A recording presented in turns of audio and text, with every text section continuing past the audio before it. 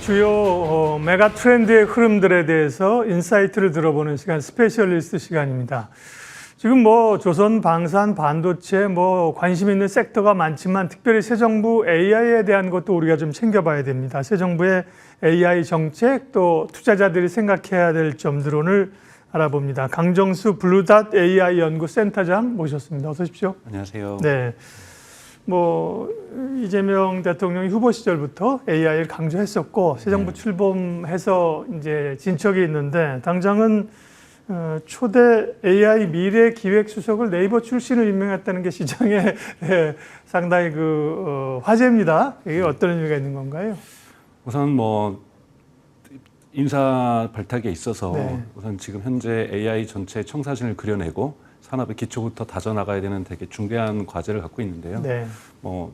뽑을 수 있는 사람들은 정해져 있죠. 관료 출신이냐, 학자 출신이냐, 민간 출신이냐, 실무자 출신이냐. 그런 부분에서 좀 AI 부분에서 네이버가 성공하지는 못했어도 지금 끊임없이 계속 시도를 하고 있고 그래서 AI를 서비스를 만들고 기본 모델을 만드는데 어떤 어려움들을 겪었는지 어떤 반도체 부분에서 부족함이 있었는지 어떤 데이터 부분에서 부족함이 있었는지를 누구보다도 잘 알고 있는 사람이 한국의 AI 발전 산업에 있어서 중요한 인사이트를 좀 가지고 있다고 저는 생각이 듭니다. 그래서 저는 이번에 하정우 센터장을 AI 수석으로 뽑은 것은 적절한 인사였다고 보고 있습니다. 일부 비판은 기업 출신들이 목소리를 너무 강하게 가는 건 문제가 아닌가로 얘기를 하는데요. 그렇다고 해서 학계하고 관료가 지금 갖는 것이 정답이라고 볼 수가 없는 거기 때문에 지금 현재에서는 AI 산업을 활성화할 수 있는 이 어려움을 겪어봤던 하지만 나름대로 민간에서 열심히 노력을 했던 이런 민간 전문가가 AI 수석을 맡는 것은 적절한 저는 인사라고 보고 있습니다. 네. 그만큼 이제 대통령의 새 정부의 이제 의지를 반영한다고 할 수 있는 거죠. 예.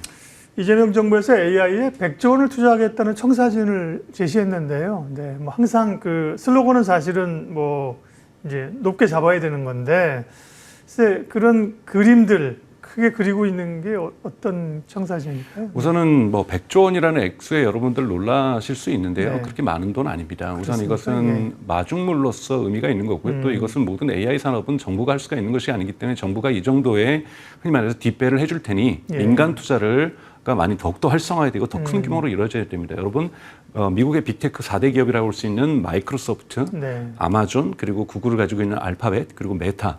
2024년에 2천억 달러를 넘게 투자했고요.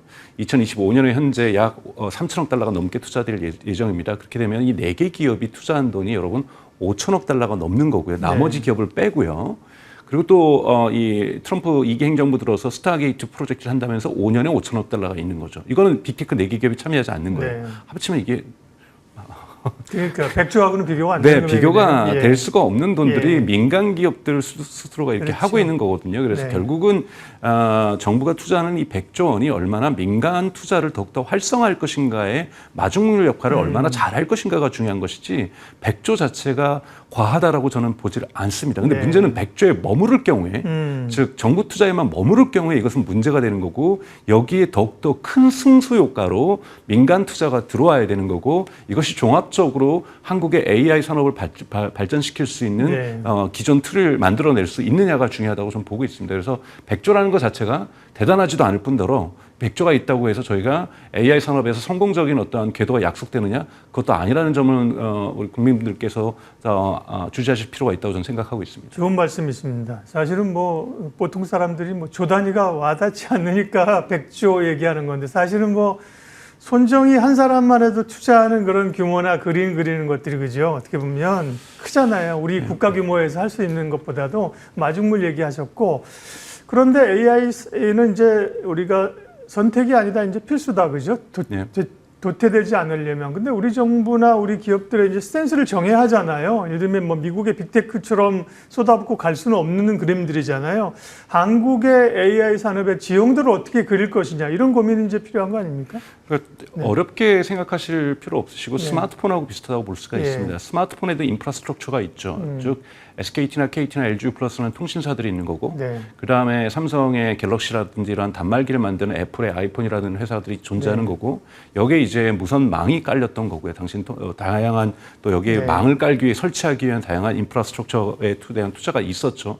그 위에 꼽히고 있는 것은 여러분들 여기에서 카카오톡을 쓰시고 계신 거고 그렇죠. 유튜브 소프트웨어. 쓰시고 계신 거고 쿠팡을 쓰고 계신 거고 인스타그램을 쓰시면서 다양한 네. 앱을 통해서 여러분들의 생활을 편의를 지금 도모하고 계시고 엔터테인먼트 부분에서의 즐거움들을 찾아내고 계신 것처럼 네. AI도 마찬가지죠. 지금 현재 준비되고 있는 것은 결국은 인프라스트럭처 시장을 얼마나 빨리 한국도 만들어낼 수 있을 것인가.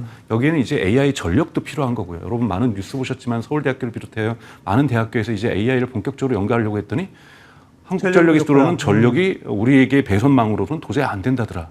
이런 문제부터 지금 해서 AI 인프라스트럭처를 새롭게 완전히 조성해야 되는 전력에서부터 반도체 산업 그리고 여기에서 기초하는 데이터 센터 그리고 여기서 기초로 연구되는 수많은 인재들이 들어와서 함께 할 AI 기초적인 모델들에 대한 연구들 그리고 이것은 겨우 통신사 시설과 망 시설이죠. 여러분 뭐 통신사 망 시설 있다고 해서 중요합니까? 좋은 앱을 가지고 결국은 궁극적으로는 스마트폰에서 여러분 그 앱을 통해서 다양한 경제 활동과 사회 활동을 하기 위한 거잖아요. 그럼 수많은 AI 애플리케이션이 나와야 됩니다.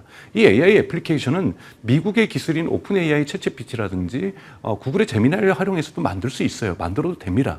이거 자체가 문제가 아니죠. 근데 중장기적으로 AI가 워낙 중요하니까 중장기적으로 기술 독립성들을 갖기 위해서 장기적으로 인재를 육성하고 여기에 대한 R&D 부분들을 활성화해서 기술적인 독립성을 가져가는 것이 중요할 뿐이지 당장 올해부터 여기에서는 국산 기술을 사용해야 되고 내년부터 국산 기술을 사용해야 될 이유는 전혀 없습니다. 인터넷이라는 것 자체가 이미 미국에서 만들어진 것인데 우리가 이것을 이건 미국 거니까 우리가 뭔가 국산 인터넷을 만들어야 되는 건 아니지 않습니까? 그것처럼 AI를 우선은 당장 중요한 것은 국민들에게 소비자들에게 혜택이 돌아갈 수 있는 다양한 애플리케이션 서비스를 만드는 것이 중요한 것이고 기술 독립을 한편에서는 투트랙으로 가져가는 부분에서 AI 정책을 좀 구사할 필요가 있다고 저는 생각이 듭니다.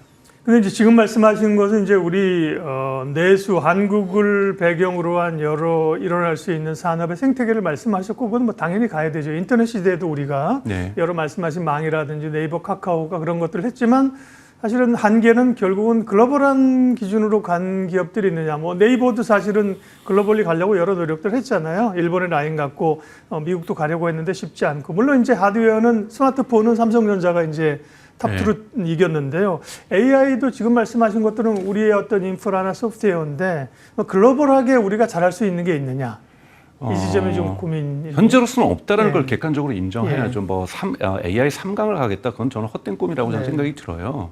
그리고 지금 3강, 4강 갈 수 있는 꿈이 아니라 우리가 정말 AI 기술 독립을 가져갈 수 있는 중장기적인 체력을 키울 수 있느냐. AI 인재도 없고 AI 칩도 없고 AI 전력도 없는 나라에서 지금 어떻게 우리가 AI를 키울 수가 있습니까? 이것은 또 하루아침에 생길 수 있는 문제도 아닙니다. AI는 막대한 전기가 필요하게 되고 이 막대한 전기가 당장 필요하게 되고 여기에 지금 GPU도 지금 넉넉하게 우리가 엔비디아 할 것을 확보하고 있지 못한 상황이고 여기에 기초 AI 기술 또한 대단히 다른 국가들에 비해서 많이 뒤처져 있는 상황이고 한국의 AI 인재들도 대부분 외국에 나가 있고 그들이 들어와야 되고 젊은 인재들도 육성해야 돼서 이건 중장기적 플랜으로 가지 않는 이상 이거는 풀릴 수 없는 문제라는 거죠. 그렇다고 해서 당장 우리 여러분들 지금 벌써 한국에도 챗GPT를 이용하고 있는 사람이 1,700만 명을 넘어서고 있어요. AI에서 많은 유익을 보고 있습니다. 그렇다고 해서 우리 기술이 나올 때까지 기다릴 수는 없다라는 거죠. 당장 외국 서비스를 이용해서라도 우리가 좋은 우리에게 있어서 AI가 줄 수 있는 다양한 혜택들 우리가 학술 부분에서 그리고 제조업 부분에서의 생산성을 높이는데 그리고 법률 지식을 높이고 의학 지식을 높여내고 우리가 흔히 말하는 인터넷을 정보의 민주화를 가지고 왔다라면 AI는 지식의 민주화를 가지고 오고 있습니다.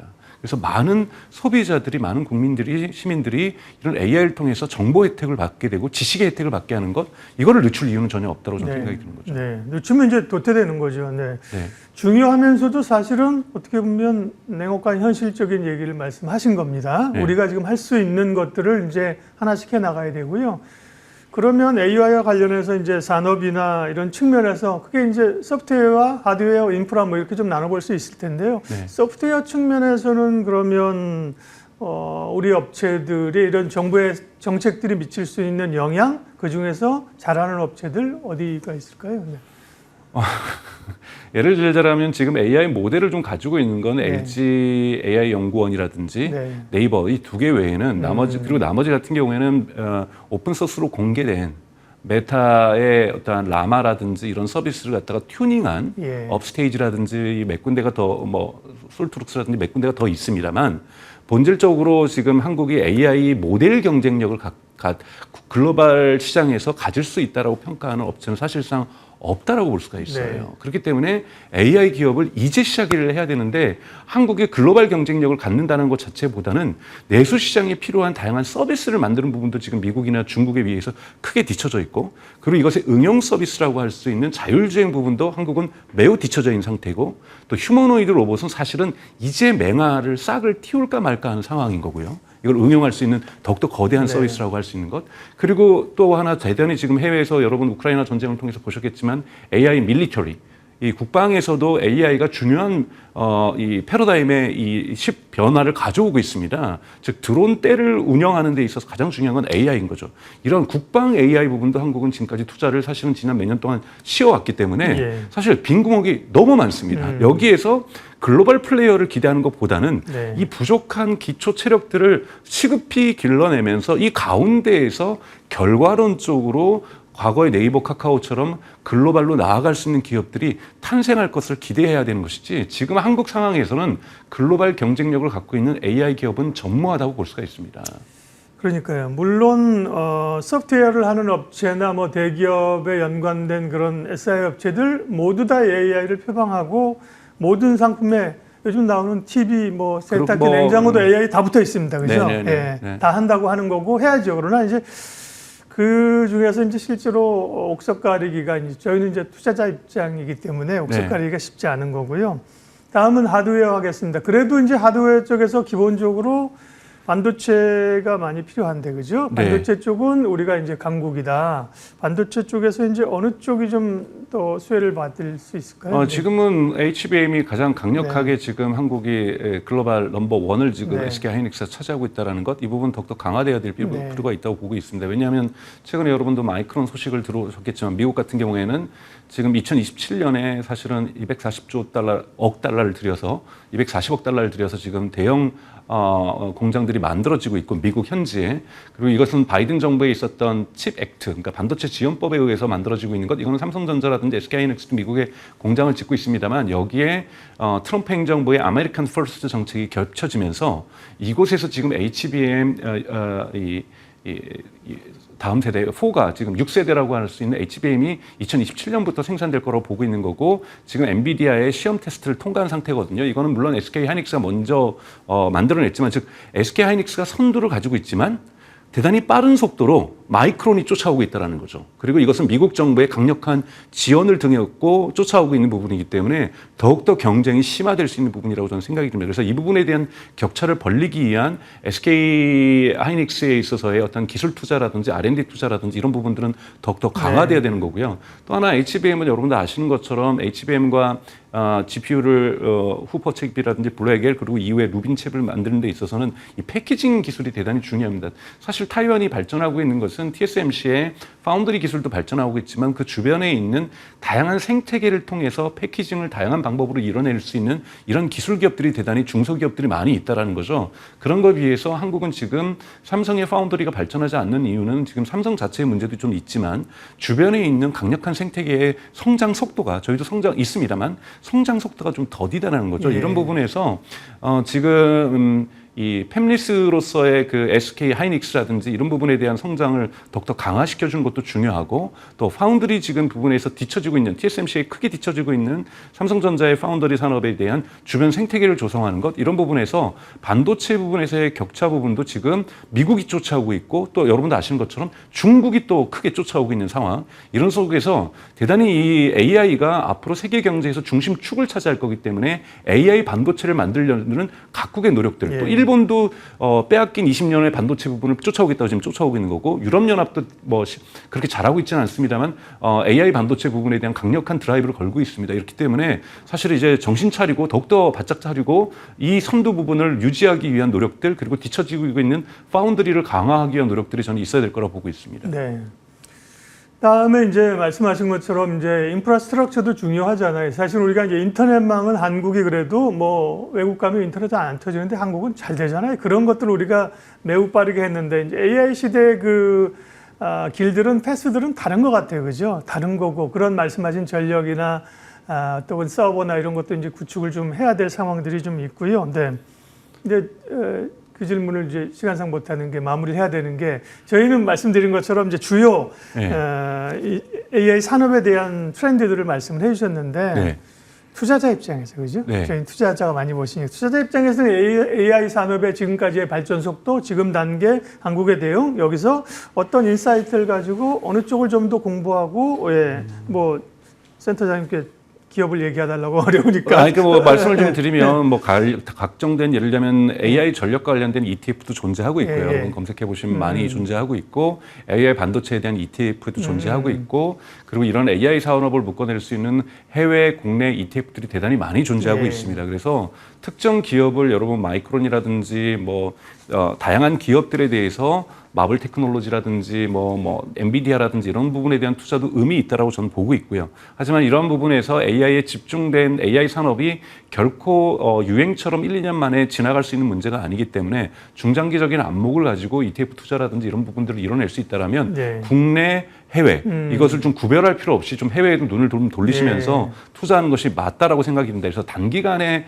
AI를 통해서 단기간에 큰 이득을 보겠다. 이건 대단히 좀 짧은 시각이고 손해를 볼 가능성이 대단히 높다라고 좀 보고 있고요. 그래서 이런 부분들을 좀 보시면서 가시면 될 것 같고 또 한국 같은 경우에는 전력 수요 부분에 있어서 원자력 같은 경우도 저는 의미가 있다라고 봐요. 원자력을 저는 찬성하고 있는 입장인데요. 원자력 발전소로 우리가 전기를 얻으려면 보통 7년에서 10년이 걸립니다.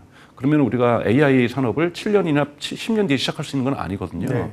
당장에 전기를 만들어낼 수 있는 이런 부분들이 이제 재생에너지라 태양광이라든지 내추럴 가스, 그러니까 천연가스에서 많이 지금 언급이 되고 있고 이 두 부분에 대한 글로벌 투자들이 지금 대단히 많이 이루어지고 있습니다. 심지어 공화당이 장악하고 있는 미국에서도 태양광과 이 내추럴 가스 부분은 계속해서 투자가 이루어지고 있다는 것. 그래서 AI 전력을 좀 더 큰 틀에서 보실 필요가 있다는 말씀 좀 드리고 싶습니다. 네, 아유 굉장히 좋은 이야기를 그 마지막에 투자 인사이트를 주셨습니다. 꼭 사실은 미국의 AI에만 한국인 기업이 없으니까 미국에만 투자할 필요도 없고 그죠? 네. 그렇다고 미국을 도외시하고 한국에 있는 기업들만 찾으려고 할 필요도 없고 네. AI 전반 산업에 대한 인프라스트럭처나 관련된 것들을 좋은 기업 혹은 ETF를 투자하면 시간을 가지면 좋은 성과를 낼 수 있다. 네. 마무리를 해주셨습니다. 예.